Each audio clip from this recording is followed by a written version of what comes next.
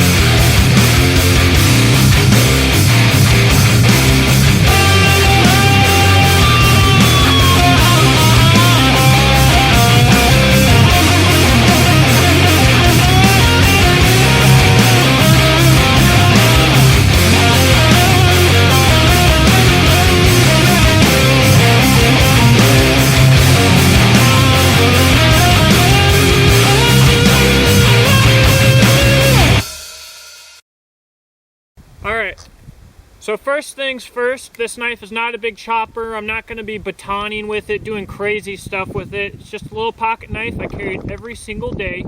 So I'm going to be doing one of my least favorite types of reviews, and that's a tabletop review, because I could show you some extreme videos of me slicing through paper or something silly like that, but it's nothing any other knife couldn't do. We'll just talk you through it. I'll show you what I like about it, what I don't like about it, a couple unique features, and let you decide for yourself. Let's get to it. There are a few unique features to the Skeletool. Some of my favorite happen to be that it's very affordable, coming in at about $40 to $60 depending where you are. Made in America. It's got a nice pocket clip here, so you can wear it like a pocket knife. The blade is a liner lock and can be opened and closed one-handed very easily, like a normal pocket knife. And the tool is very simple. Just has a couple little tools, a flat head, Phillips head, a little carabiner, a knife, and pliers. It also has a nice lanyard loop here that I can use for my T-Rain retractable lanyard, which I really can't live without. This knife is almost perfect out of the box. Now you'll notice that I said that the Skeletool is almost perfect out of the box. It does have a couple of issues that I wish would have been addressed. For one, the pocket clip is going the wrong way. The knife points tipped down, which means that if you're using the pocket clip, when you pull it out, it's kind of awkward to get the blade out. And the other problem is if you use the pocket clip, the lanyard hole is on the wrong side, so it really won't work with your retractable lanyard. So what I do is I just put it up, I put the lanyard through it, and I just throw it in my pocket. I wish they would have turned the pocket clip around. Also, with the blade, it's 420 HC, which is alright. It's easy to sharpen. It's very corrosion resistant, which is nice. But these serrations are not easy to sharpen, and they're at the base of the blade where I want to do all my fine up-close work with the knife. They just get in the way. Which leads me to one of the best things about this pocket knife, and that is customization. There's a lot of aftermarket support with this multi-tool, which you don't see with a lot of other multi-tools.